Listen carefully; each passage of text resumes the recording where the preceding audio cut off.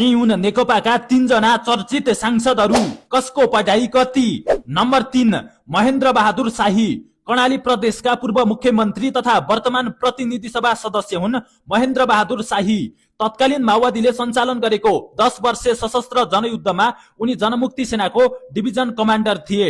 विस्तृत शान्ति सम्झौता 2063 पछि मूलधारको संसदीय राजनीतिमा प्रवेश गरेका शाहीले संघीय सरकारमा ऊर्जा मन्त्री र कर्णाली प्रदेशको पहिलो मुख्यमन्त्रीको जिम्मेवारी निर्वाह गरेका छन्। 2082 फागुन 21 गते भएको प्रतिनिधि सभा निर्वाचनमा माओवादी केन्द्र, नेकपा एकीकृत समाजवादी लगायत मिलेर बनेको नेपाली कम्युनिस्ट पार्टी नेकपाका तर्फबाट कालीकोट 1 बाट 11,338 मत ल्याएर विजयी बनेका उनी हाल प्रतिनिधि सभामा सक्रिय छन्। औपचारिक शिक्षातर्फ उनले श्री बडीमालीका माध्यमिक विद्यालय राजकोट कालीकोटबाट एसएलसी सम्मको अध्ययन पूरा गरेका छन्। विक्रम सम्वत 2048 मा करिब 15 वर्षको उमेरमा पार्टी सदस्यता लिएर राजनीतिमा होमिएका शाही किशोरावस्थादेखि नै कम्युनिस्ट आन्दोलन, भूमिगत संगठन निर्माण र सशस्त्र संघर्षमा संलग्न रहेकाले उच्च शिक्षाको अवसर सीमित रह्यो।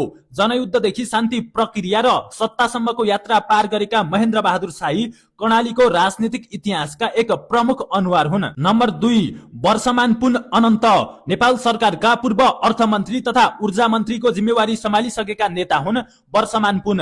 तत्कालीन माओवादी जनयुद्धका वक्तव्य तथा जनमुक्ति सेनाका प्रमुख डेप्युटी कमान्डर मध्ये एक रहेका वर्षमान पुन शान्ति प्रक्रियापछि नेपालको संसदीय राजनीति र सरकारमा निरन्तर सक्रिय छन्। पछिल्लो संसदीय निर्वाचनमा उनले रोल्पा 1 बाट 27,460 मत प्राप्त गरी फराकिलो मतान्तर सहित जित हासिल गरेका हुन्।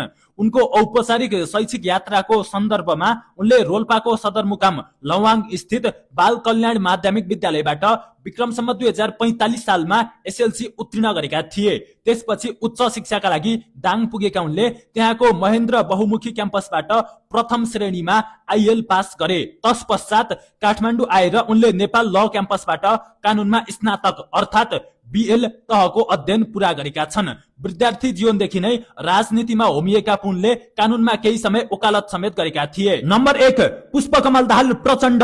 नेपालका पूर्व प्रधानमन्त्री तथा हाल नेपाली कम्युनिस्ट पार्टी नेकपाका संयोजक हुन् पुष्पकमल दाहाल प्रचण्ड। समकालीन राजनीतिको महाचतुर खेलाडी मानिएका प्रचण्ड हरेक संसदीय निर्वाचनमा आफ्नो निर्वाचन क्षेत्र बदल्दै चुनाव लड्ने नेताका रूपमा चिनिन्छन्।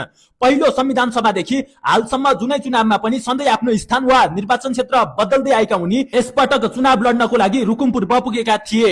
पछिल्लो निर्वाचनमा उनले रुकुमपुर 1 बाट 10,240 मत प्राप्त गरी विजयी परिणाम निकालेका हुन्।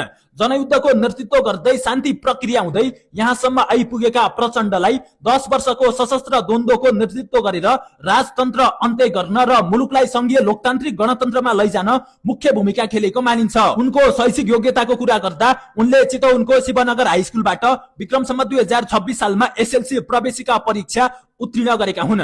पछि ललितपुरको पाटन बहुमुखी क्याम्पसबाट विक्रम सम्वत 2027 देखि 29 सालको बीचमा विज्ञान विषयमा आइएससी उत्तीर्ण गरेका थिए। त्यसपछि उनले चितवनको रामपुर कृषि तथा पशु विज्ञान अध्ययन संस्थाबाट कृषि विज्ञानमा बीएससी एजी उत्तीर्ण गरे। यसका साथै उनले जनप्रशासन विषयमा स्नातकोत्तर एमपीए सम्मको अध्ययन पूरा गरेका छन्। पूर्णकालीन राजनीतिमा होमिनु अघि उनले केही समय विद्यालयमा शिक्षकका रूपमा समेत काम गरेका थिए। र यस्तै हालका जानकारीमूलक भिडियोहरूको लागि हाम्रो आइडीलाई फलो गर्न सक्नुहुन्छ। धन्यवाद।